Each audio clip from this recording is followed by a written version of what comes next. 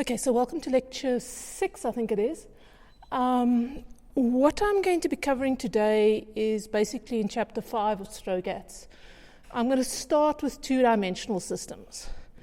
And so I'm going to give you some of the basic features of two-dimensional systems, and then I'm going to go to a subset of two-dimensional systems, which are linear systems. And when I do that, the example of what I spoke about a lot in the last lecture, namely linear systems in general, we're going to see what that means. So we're going to look at some examples, but we're also going to see what it means graphically, because what ultimately happens in general two-dimensional systems is you build up your phase diagrams from your linear systems. You linearize about certain points, the fixed points, and then you basically get all your knowledge of the phase diagram basically from the knowledge you have of linear systems. So I can't underscore enough how important linear systems actually are. Okay, so the first thing is, let's first look at some of the general properties we have of two-dimensional systems and see how it differs from, or see how it builds. It doesn't differ. Two-dimensional systems contain all the results of one-dimensional systems, and three-dimensional systems contain all the results of two-dimensional systems and one-dimensional systems, and it builds up. But every time you add a dimensionality, you get something extra. So two-dimensional systems, just to compare it, in one dimension, you could flow only along a line, so you could go left or right along the x-axis. In 2 dimensions, you've got more room to maneuver. You can go over the whole xy plane, and this obviously results in a larger class of possible solutions. So what you can get is, in the 2-dimensional systems, we're eventually again going to look at the phase diagram. And it's a generalization of the 1D phase diagram. It's just that more things are possible. So what I mean by the phase plane, or the phase diagram, is your general two-dimensional system. This also comes from the introduction last time, or from the very first slide, just specifically for the two-dimensional system. Simply x dot is equals to a function of x and y dot is equals to a function also of x and y. And both of those are real numbers. And you therefore can write it basically as x dot y dot. We can once again view it as the velocity vector, basically the vector that points along the direction in which your curve is going to change on the xy plane. And when you do that, you can view this ordinary differential equation as defining the vector field in the two-dimensional plane. So what a differential equation basically is going to be, it's going to be a rule for a whole bunch of arrows. And then the solution to that differential equation is going to be to draw the line such that the arrows are tangent to the line everywhere. Okay, so just when I talk of my phase plane, it's going to be something like this. I'm going to have the two unknown variables, basically x and y, giving me the plane. At the specific point xy, I then have a vector or an arrow that I'm going to call x dot y dot. And x dot y dot is what we're going to define with f and g. And I'm going to say at that point, the line that leaves that point is going to be tangent to this x dot y dot vector that I've defined. And the question is, find the lines that is so. And so I'm once again to remind you of something that you should already know, is that there is always this theorem in ordinary differential equations of local existence and uniqueness. And we saw it in one dimension, and we saw that it had certain implications, basically that your point could just would monotonically increase or monotonically decrease to a fixed point or to infinity. It had a direct consequence for what the motion was like in one dimension, and the same is true in 2 dimensions. So just to reiterate what your uniqueness and existence is, theorem is, if I write it specifically in 2 dimensions, note that this is true for any dimensions. Okay, uniqueness and existence of ODEs is true in any dimensions. It's been proven in general. But in 2 dimensions, it basically says the initial value problem, that is basically the initial value problem includes the differential equation x dot equals to f of x, as well as specifying what x is at time t0. Okay, it's basically, the theorem states it has a unique solution x of t, and on the open set of D in Rn, in other words, in a closed region around x of 0, you are guaranteed to have a unique solution. Okay, for the interval minus tau to tau about t0. So the uniqueness and existence theorem is a local theorem. It says at a specific time, given the initial condition, around that initial condition, you have a unique solution that exists in a region and it exists for a certain time. It's just a local result. And the statement is if the condition for this theorem is basically if f and its partial derivatives, which is basically the f dxi, are continuous on x and d. Okay, so if f doesn't have continuous partial derivatives and is not continuous itself, this thing doesn't apply. But in general, for most of the functions, or all the functions basically we're going to consider, this is going to be true. So for normal functions, or like basically continuous functions with continuous derivatives, there is this existence and uniqueness theorem.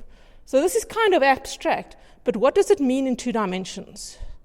The first thing it means in 2 dimensions, so in 1 dimension it meant that the particle just monotonically increased to a fixed point. In 2 dimensions, what it means is, the first corollary is that trajectories never intersect.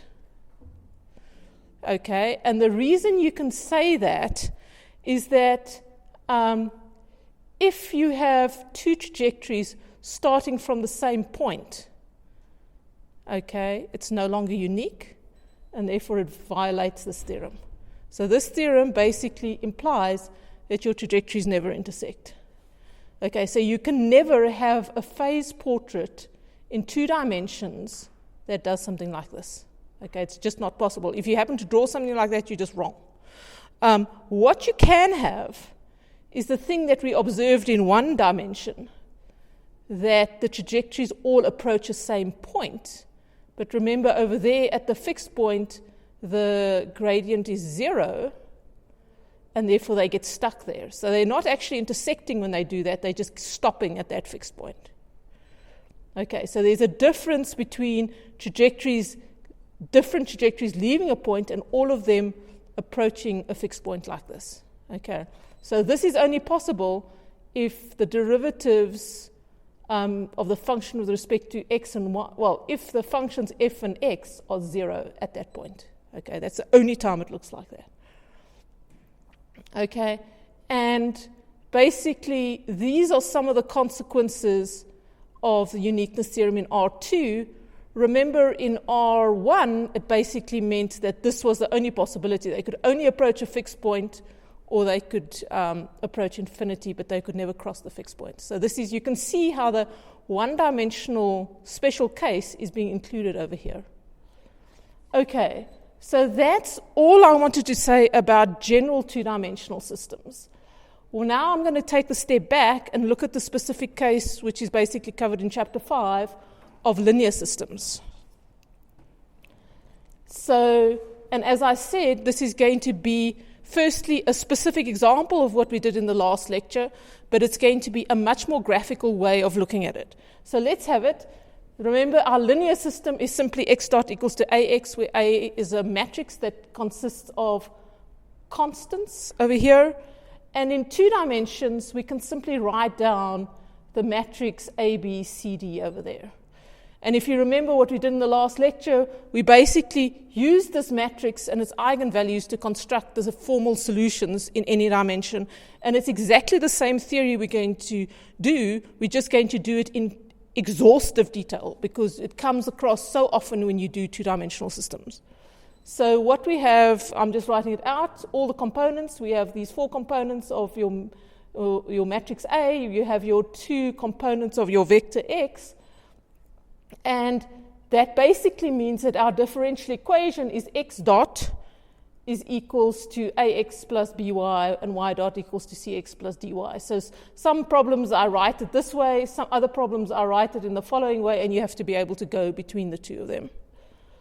Okay, And the first thing to do, as we've done with all our analysis for the one-dimensional systems, find the fixed points of your system. Your fixed points occur, obviously, when x and y is equals to 0. That's the only time when your right-hand side vanishes. Okay, so we have our fixed points. What we also have, the next step, if you recall what we did in the last lecture, is you now want to find the characteristic polynomial of A, because remember, we constructed our solutions from the eigendirections and eigenvalues, and so we're basically going to go about that. And the cool thing about two-dimensional systems is we can do it in general. So let us have, for C to be an eigenvector of A, so this is basically an example of what the general theory is we did in the last lecture. Then A of xc obeys lambda xc of I, and the determinant of A minus lambda I must be 0. Okay, and so let's just write it out in component form. That's basically saying that the determinant of this matrix must be 0, where you can see the minus lambda I is just these two contributions over here. And so if we now write it out, we can simply write out the determinant. It's just the product of these to the cross, those two minus BC. So there we go. And you can see how our polynomial is arising here. And remember I said in n dimensions it's an n-order polynomial. And I'm simply going to multiply this thing out. And I see it's a second-order polynomial in lambda over here. So it's lambda squared minus A plus D lambda plus AD minus BC. And the reason I've done this is that these two things are invariants of a matrix. Okay, you can represent the matrix on any basis, but any orthonormal basis, but these two things will remain the same. Okay, so, and this thing A plus D is simply the trace of this matrix A, and AD minus BC is simply the determinant of this matrix over here. So it's convenient that these things these are the only two quantities that arise in the characteristic polynomial, and in fact you can therefore write down the characteristic polynomial immediately from A, just simply remembering this. Okay, so I'm going to call tau the trace, which is A plus D, and I'm going to call delta the determinant of A, which is just AD minus BC. Okay, and therefore my characteristic equation I can just simplify and write it down in the following way. And so this basically is just to systematize the whole process. I get my matrix A, I compute the trace, I compute the determinant, and I write down the characteristic polynomial, or you can just go back and do it from first principles, whichever you feel more comfortable doing. Okay, and now the solutions are just the solutions to a quadratic equation, and here we have lambda 1, 2 is equals to tau plus minus the square root of tau squared minus 4 delta over 2. Okay, and once again, as I said in the 1D case, whenever you have a square root, you always have to examine the case for existence, and in these linear problems, this becomes crucially important. Okay, so one other thing to note just from this, which is also useful, is that the sum of the eigenvalues is always equals to tau. So check that as well. If you compute eigenvalues, it's got to be equals. The sum of them has got to be equals to your trace. So these are just little checks that come into the calculation. Okay, so now what we can do, and the other thing you can also check is that the product of the two is always equals to delta. Yes. This method of finding the polynomial, does it work for any n by n matrix or specifically for 2 by 2? This method of the determinant and the trace works just for two dimensions. Okay, because look, if you're in 2 dimensions, you have a second order polynomial. Okay, so just the determinant and the trace into that. If you have 3 dimensions, they also play a role, but if you have 3 dimensions, you have a third order polynomial. So it's reasonable to expect you're going to need another number, necessarily. Okay, and while the determinant and the trace still play a role, there is another number you have to compute as well. And so in the 3-dimensional case, what you're going to do is you're basically going to go back to this thing, and work out the determinant of that matrix. Okay. It gets more complicated in the three-dimensional in the n by n case, but there's always a systematic way of doing it. But this method here at the bottom is specific to a two-dimensional case. And the subsequent analysis in the phase space is also specific to the two-dimensional case. Okay. Okay, so now what I want to do is I want to basically look at what possible solutions there can be to these linear systems and see what they mean. So the first case we had, basically three cases. So the first thing that can happen is if lambda 1 and lambda 2 are not equal, we have two different eigenvalues. Therefore, we have the theorem from the last time that each eigenvalue has a unique eigenvector. So we have automatically got two different eigenvectors. And so what we're going to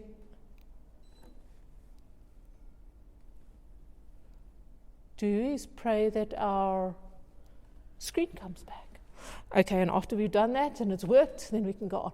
Okay, so we've got two linear independent eigenvalues, if we've got two eigenvectors, and we know that they exist, and so we can basically write down the general solution as a constant times e to the lambda 1t times the eigenvector associated with lambda 1t plus c2 e to the lambda 2t times the eigenvector c2 associated with lambda 2t. So this is just written out the general solution we derived in the last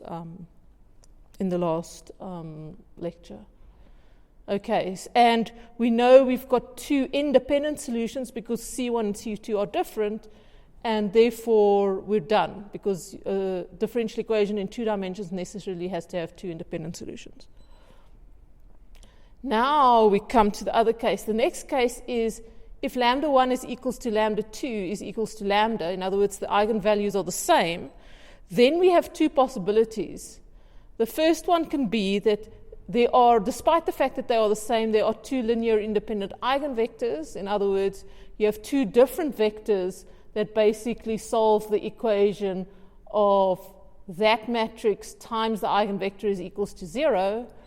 And you can simply call them C1 and C2, and you can write the general solution down, which is exactly the same as the previous one, except that lambda 1 and lambda 2 are now equal, so you can factor it out. Okay? And then the final case is the degenerate case. If lambda 1 is equals to lambda 2 is equals to lambda, but you could only find one eigenvector xc. And when you have that case, you once again have to find your next eigenvector that obeys this sort of chaining thing where you once again have a minus lambda I times xc prime is equals to xc, and you have to solve for find xc prime, which you can always do, but you must find it. And once you've got it, you can write down your general solution as follows. It's once again 1 e to the lambda t times your eigenvector plus times the first constant plus your second constant times this new constructed thing, which is basically t times your original eigenvector, which is definitely independent from this solution, plus the xc prime to make sure it satisfies the differential equation. Okay, so there we basically have all three possibilities, the totally general sort of way of looking at the solution that we derived the last time in the two-dimensional case.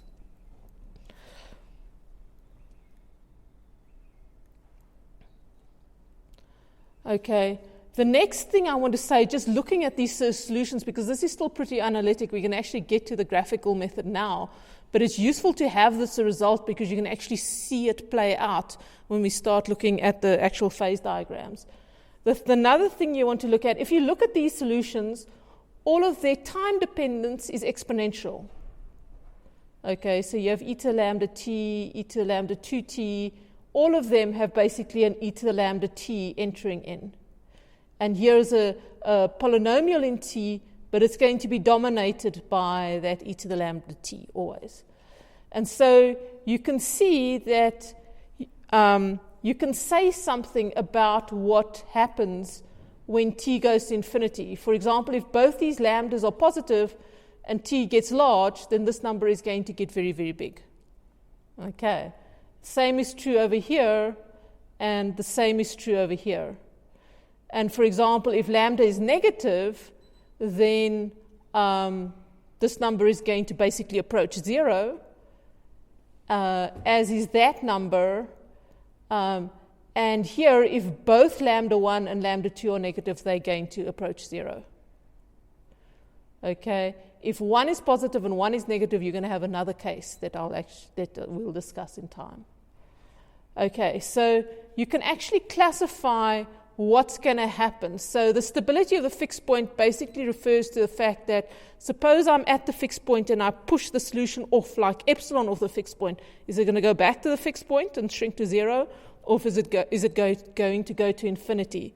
And so what we can say about this is if delta is greater than 0, and the reason we say that is because if delta is greater than 0, we basically have the condition that lambda 1 and lambda 2 have the same sign.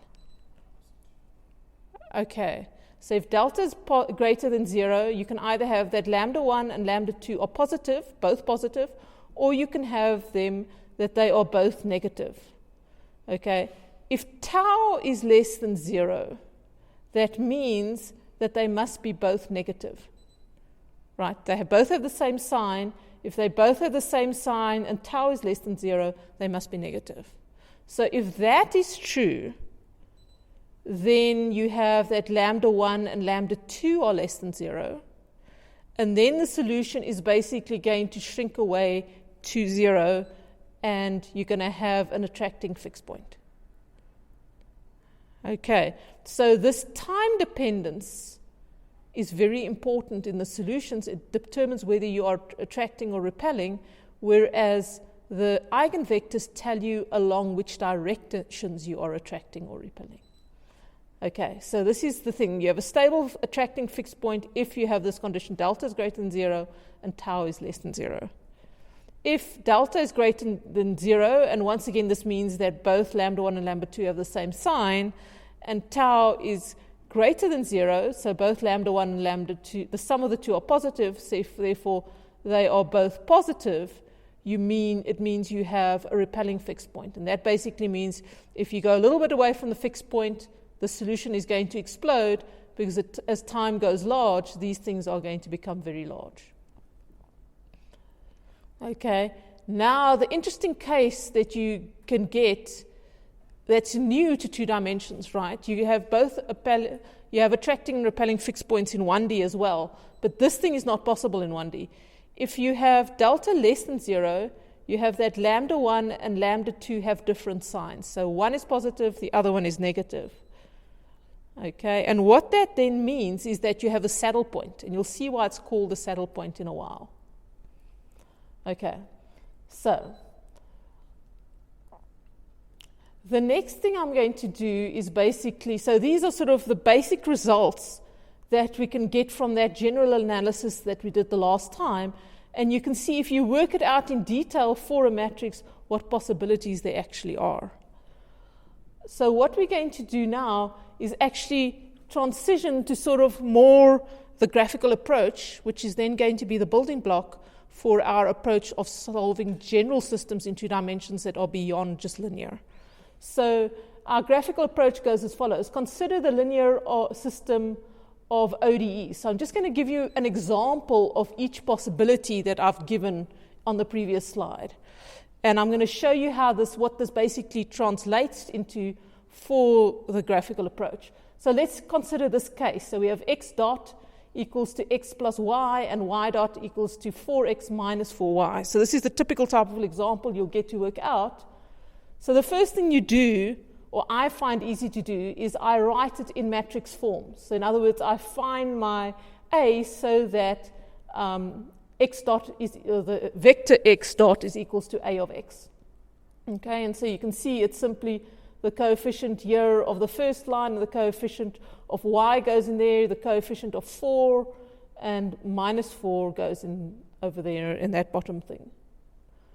Okay, the next step is I immediately work out the determinant, because that's going to tell me whether the eigenvectors are the same or different. And here I get the determinant is simply 1 times -2 minus 4, so it's -6. I work out the trace, which is basically tau is equals to -1, so it's 1 minus 2.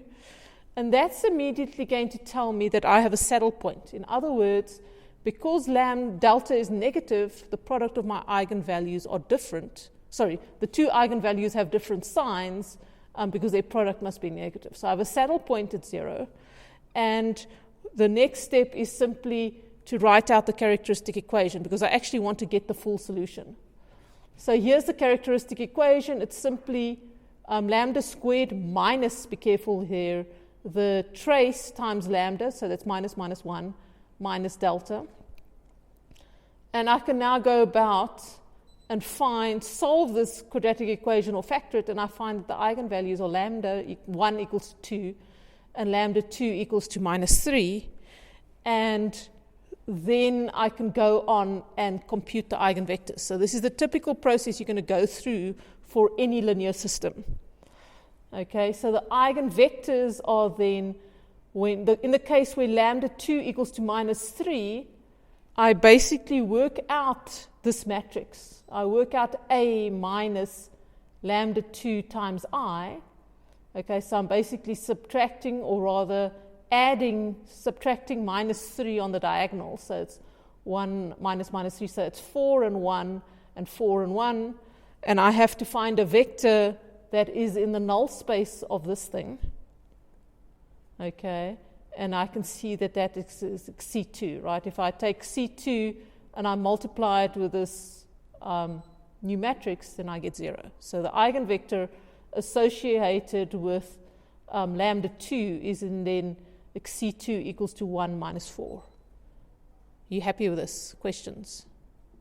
Okay. So I'm basically assuming you know how to work out eigenvectors, which I hope is true.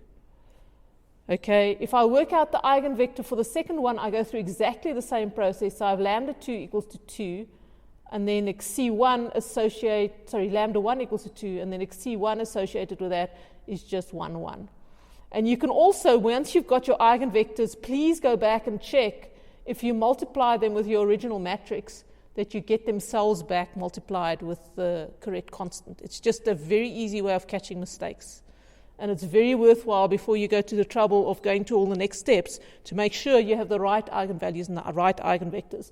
So whenever I've worked out an eigenvector, I basically go back, I multiply it with A, and then I make sure that it's just 2 times the eigenvector that I multiplied it with. It's just my own calculational check that I always do. Okay, so now I can go and I can write down my general solution. So my general solution is simply x of t and y of t equals to some constant times e to the 2t times this eigenvector c1 plus a different constant times e to the 3t times this eigenvector 1 and minus 4.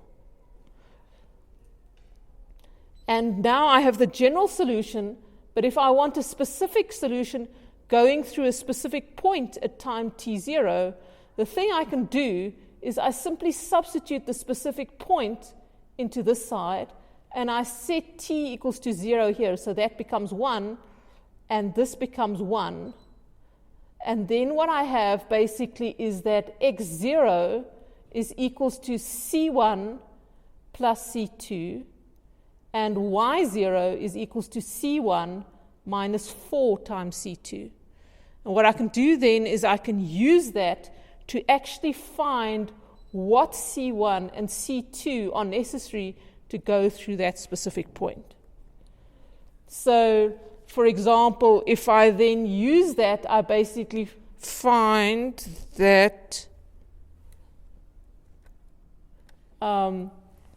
c2 is equals to x0 minus y0 over 5, and c1 is equals to 4x0 plus y0 over 5. Okay, so by substituting in this specific point into this general solution, I immediately get an expression for the constants that enter into it in terms of the point that they've gone through. And you'll see why this is important when I actually show you what the solutions look like graphically. Okay, so specific examples, and I'm putting them down because I'm going to plot them on the right-hand side in a moment. So if x0, y0 is minus 2 over 5, comma 2, then I have to choose the constant C2 equals to this and C1 equals to that, and that's the solution of the problem then. And another point that I'm also going to use, if x0 is minus 1, 2, then I'm going to have C2 and C1 having these constants. Okay, so the general solutions encompasses any possible solution. To get a specific answer going through a specific point, you actually have to work out what the constants are. So now gets interesting, and now this is what goes beyond the mechanics of just getting the algebraic solution, and it's actually this phase plane picture that allows us to actually build up bigger solutions for problems that are not linear as well. And it's also one of the things that caused advances in the way we understand dynamical systems, because up until people started doing this, and I think Poincaré was one of the first guys who started doing this, people thought all they could do was analytically solve this. And in fact, for much of the 19th century, that's all they did. And it took people looking at these things slightly differently in the phase plane before further theoretical advances were happening. It often happens in science that you have a problem that's stuck around for a long time, and you just get somebody that's naturally talented or God-gifted or whatever, and they look at the problem differently. They say, oh, what happens if I put it like this? And suddenly it's solvable. Same thing is true in a community. If you have this huge problem, everybody's like, oh, we're never going to manage things. South Africa's never going to cope. We're never going to do anything. Until somebody actually says, maybe if I do this, it'll work. And same thing is true with transistors. In fact, there was a case where Boeing, when they were building these big these big jumbo jet engines, they had a problem with machining turbines. In order for these huge engines, you had to get very smooth turbines that would channel the airflow. And they had to machine it, and the engineers all told them, the company, they'd been trying, and they'd been trying, and they'd been trying. And they all told them that what you're trying to do is impossible. And they said, but we've got to do it. This is what we require for the thing to fly properly, or the new engine to fly properly. So what the management team basically did, which was pretty ruthless, is he fired all the engineers, or he moved them to a different department. He got in a whole bunch of new, young college graduates, and he said, this is the cool problem we have. This is the next step. This is the bonus you'll get if you actually solve it. And they solved it. They just looked at it differently, they solved it, and they made the company millions. So it's a lesson that if you've been repeatedly looking at a problem and you really think there's no solution, you must maybe take a step back and look at it completely differently, or bring in somebody else that may be young and enthusiastic, or just have a different background. It's one of the strengths of why you get scientists from different backgrounds working together, because how you grew up does shape the way you look at problems.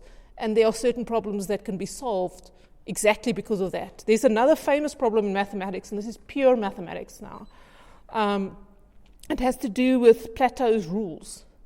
And Plato's rules are basically, there's certain types of equations that if you do partial differential equations that you'll come across.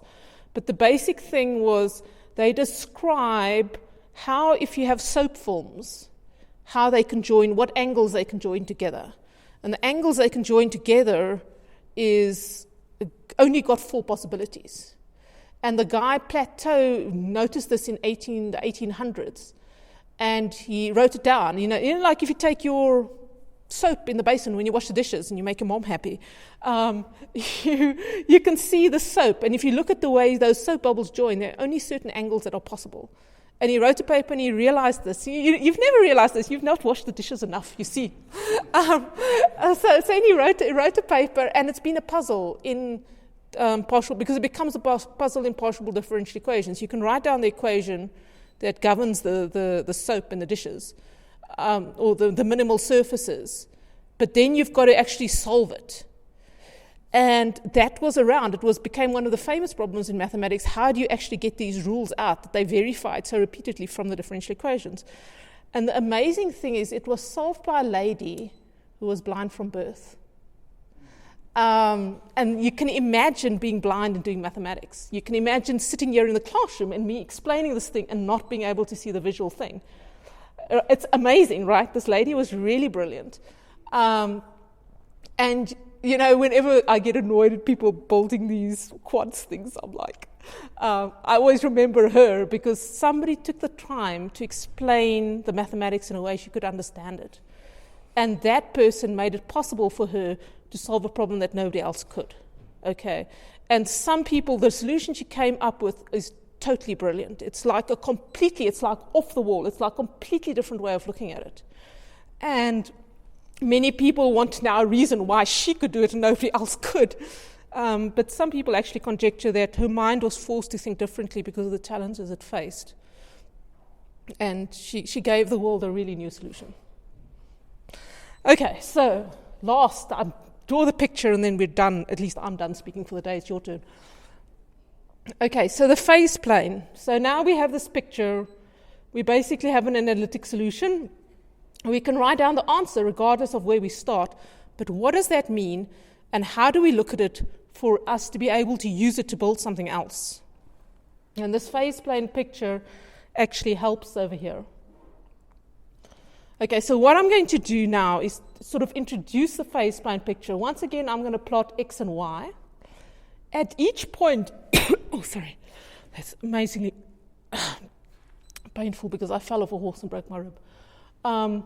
At each point, I'm going to choose a point, right? See, hopefully I do it. I'm going to choose a point, for example, 1, 1. This is how I start. Whenever I have to plot these things, I'm going to choose a point, say 1, 1.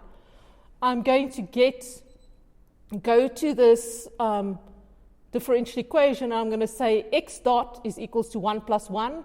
Y dot is equals to 4 minus 2. So they both equals to 2. Okay.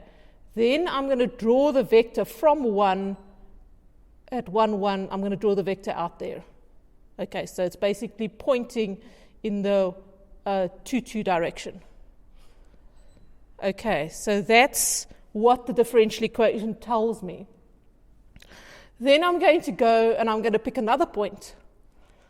And I'm going to say, if I'm at this point, which way will the line go? So if I start at this point, I'm going to go and I'm going to say, okay, this is minus 1, 1. So my x dot is then 0, so the arrow is going to point straight down. And my y dot is minus 1, so that's minus 6, 1. So that's, minus 4, minus 2, so that's minus 6. So you can see this arrow is much longer there, and it points straight down because x dot is 0 and y dot is minus 6. This one points in the 2, 2 direction. So that's what the differential equation actually is. Okay, so I'm going to give you a few tricks, maybe in the subsequent example, of how to choose points to do the arrows, but I generally tend to pick a couple of arrows before I do anything else to just get a feel for what the thing is actually doing. Then, if I were to do that a lot, and I were to put in all the arrows, this is what I would actually see. So you can see all the arrows if I put them in. This is what this differential equation tells us. And excuse me, solving the differential equation basically means I want to find the lines in this phase plane that always has these arrows tangent to them.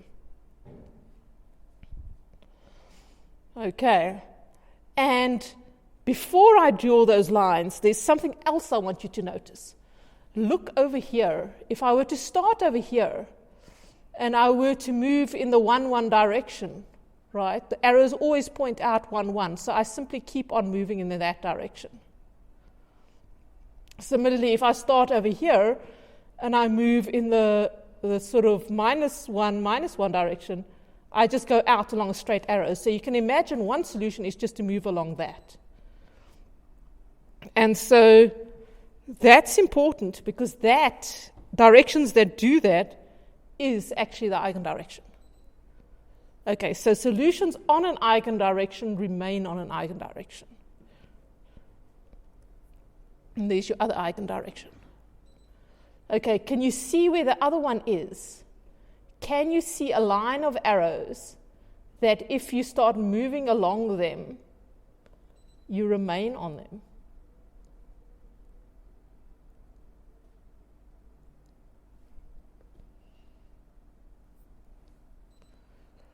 Okay, that's the other eigendirection. So that's what the eigendirections mean. The eigendirections are actually trajectories that remain self in themselves. Okay, and so any solution on an eigendirection will remain on an eigendirection, and the reason you can see that is if you have a solution on the eigendirection, it will basically mean one of these constants are 0 and the other ones are non-zero, and that's what keeps it on the eigendirection. But let's now look at what happens at a general point. So suppose we go and we start over here at minus, I think it's the one that I plotted. Okay, so minus 5 over 2 and 2. Oops, no, I don't just... Right, so suppose I start up there. Okay, so what I've plotted there is the brown curve from basically this solution. I've actually plotted the exact analytic solution. But you can also see you don't even need to write down the solution to plot what it is. It's basically going to come in, follow the arrows along this one that comes in. It's going to turn around and follow the arrows along that one that goes out. Okay, so without even knowing what I needed to plot it with a computer, you can actually write down what the trajectory looks like. Similarly now, if I start over here, right, what's going to happen is I'm going to start there, move along the arrows, which basically goes parallel to the one eigendirection that comes in. I'm going to get close, and then I'm going to go out along the other one. Okay. So simply plotting, you're never going to be able to plot all these arrows, but you're very definitely going to plot the eigendirections because you know exactly where they are because they're easy to calculate. And you're going to plot some other random arrows, which will then help you draw all these pictures. And they must be consistent. Okay, a place where I often plot the arrows is simply on the x-axis because it's easy to get an idea of what the arrows are like there. Okay, so the other two, they come sort of in pairs. If I start over here, I'm going to go and do that. And if I start over there, I'm going to go around and do that. Questions at this point? Okay, so there's a nice intuitive picture-wise connection of what you do. Oops. Right, and I think I'm going to leave it there for now because I've done. It's a good place to stop. Okay, so and then what I'll do tomorrow in class is actually go on and look at other examples that you can get so that you can get a really, really good feel for what these things look like in the phase place, because you're later going to use them to actually build up phase diagrams in general. Thank you very much. Questions? Cool.